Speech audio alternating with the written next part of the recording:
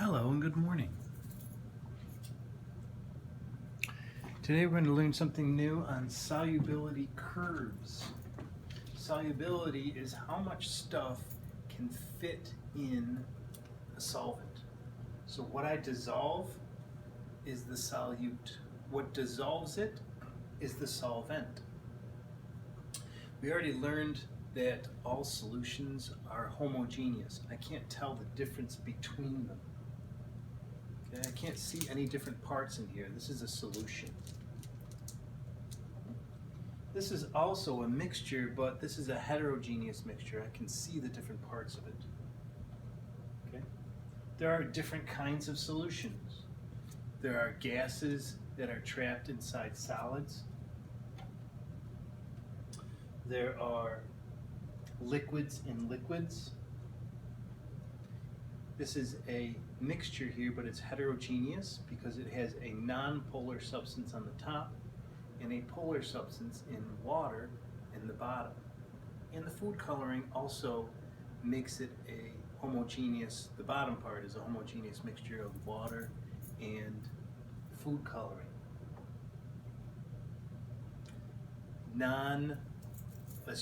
Heterogeneous mixture. Okay, non-polar and polar.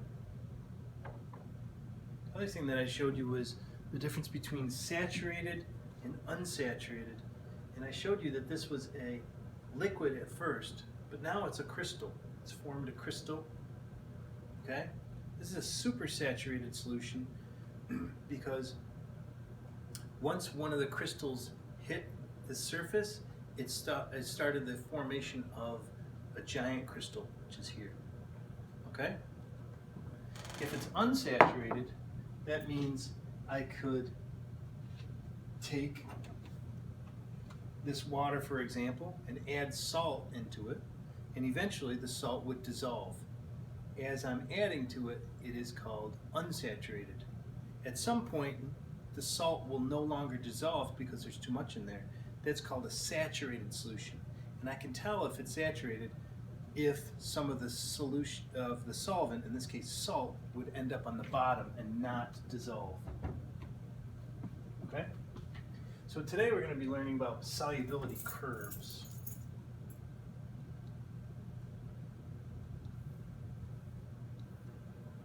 Okay, so we finished with this. Solubility curves. Now this says table G in your CRT. Now you don't have a chemistry reference table, but we do have, I will post a picture of the solubility curve. Get this smaller.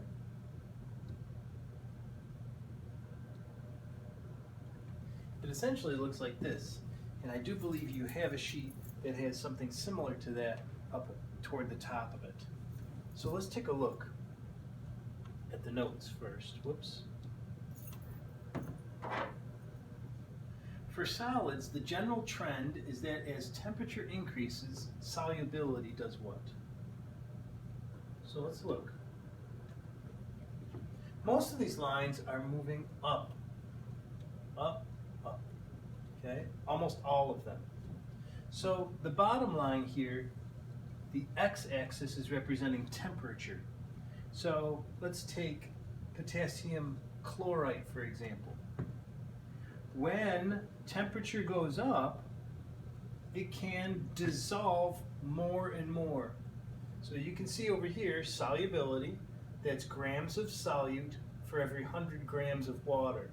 And 100 grams of water is the same as 100 milliliters of water. So in general, as the temperature goes up and molecules are moving more quickly, I can dissolve more of whatever the substance is when the temperature goes up. Okay? So let's look. Solubility increases. There are a few exceptions, as you can see on the table. Which of these lines goes down? Well, you can see this one's going down. That's HCl. This one is going down. that's NH3, ammonia. And this one's going down, SO2. Those all happen to be gases here. So HCl, NH3, and SO2. HCl, SO2, and NH3. So hydrogen chloride or hydrochloric acid, sulfur dioxide, and ammonia. Okay, so here are the points that we have to be familiar with. If the point referred to is on the line, that is what we call the saturation point for that solute at that temperature. Let's see an example here. So let's say salt. This is table salt, NaCl. So if I put my pencil or pen on the line, that's going to tell me how much I can fit in, how much will dissolve at that particular temperature. Let's make one a little bit easier to tell. Let's go with ammonium chloride first. So at 80 degrees temperature, at 80 degrees, I just follow this up. Where that intersects, that's going to tell me where or how much of ammonium chloride will dissolve in water at 80 degrees. So I just take that point and I bring it all the way over to here. So it's about right here. And then I have to estimate where it is. So that's about 66, maybe 67 grams. So that tells me it's 67 grams of ammonium chloride can dissolve at 80 degrees temperature of water.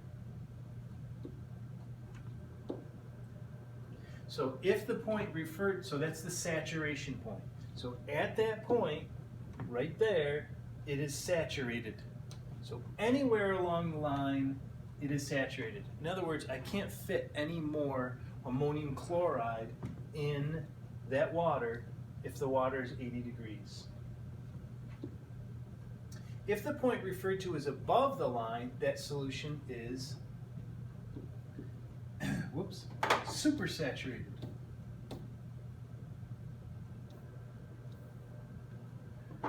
Supersaturated.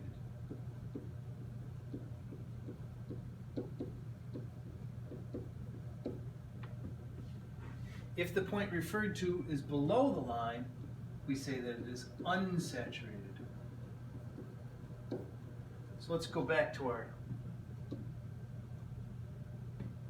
our table here.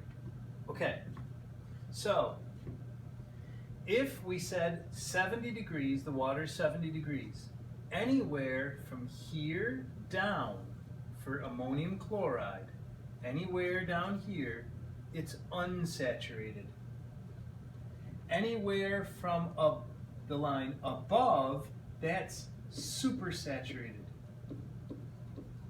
This is supersaturated, this is unsaturated under here, and right on the line is saturated. So right now I'm only referring to ammonium chloride. So the questions will ask you something about an individual chemical and then whether it is saturated or not. Okay, that's one thing that they could be asking you. The next thing that they could ask you is, at any given temperature, how much more could I fit in?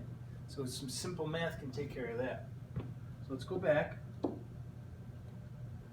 Using table G in your CRT, how many grams of HCl would saturate a solution of it at 40 degrees Celsius? So let's go back. We'll erase these. Now we're looking for HCl, which is hydrochloric acid. So here we are. Let's go back to the question. How many grams would saturate a solution of it at 40 degrees Celsius? So I find 40 degrees Celsius. Here's 40. And I follow this line up until it intersects the HCl line. So I'm going up, and it intersects right here. Then I carry it over to here.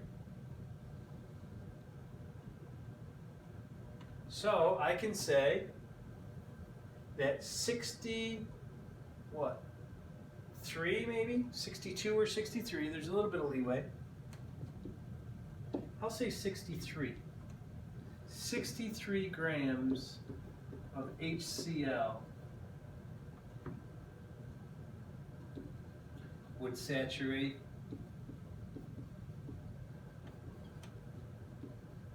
a 40-degree Celsius water of 100 grams, 100 milliliters. Okay? Let's try it again. If I added a little bit of more math here. So if I added 120 grams of sodium nitrate at 60 degrees, how much more could I add before it wouldn't dissolve? So when it says before it wouldn't dissolve, that means it is saturated. So where is the saturated point of sodium nitrate at 60 degrees? Okay, so let's find that first. Sodium nitrate, 60 degrees.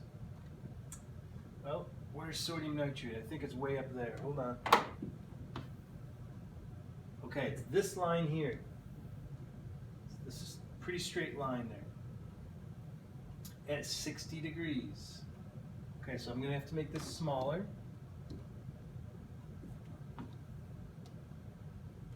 So here's my 60. I'm going to take this and go all the way up to where it intersects that line, which is the sodium nitrate. So I've got this right about here. I'm going to follow that over. That's between, maybe a little bit higher.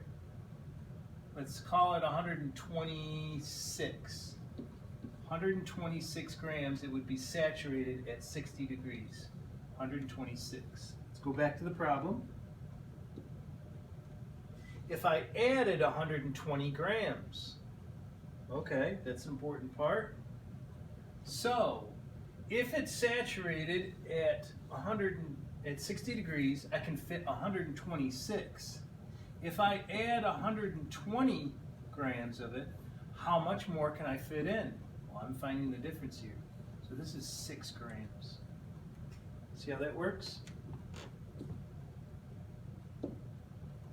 Okay, so it looks like 6 grams can be added. Now what happens if I put more than 6 grams and keep it at the same temperature? It'll just fall to the bottom. It won't be able to dissolve. It's saturated. Okay? All right, so what are we doing with our homework? This is the sheet. You should have it, but I'll post it as well. Solubility curve worksheet. What are the customary units of solubility on solubility curves? You can do this one.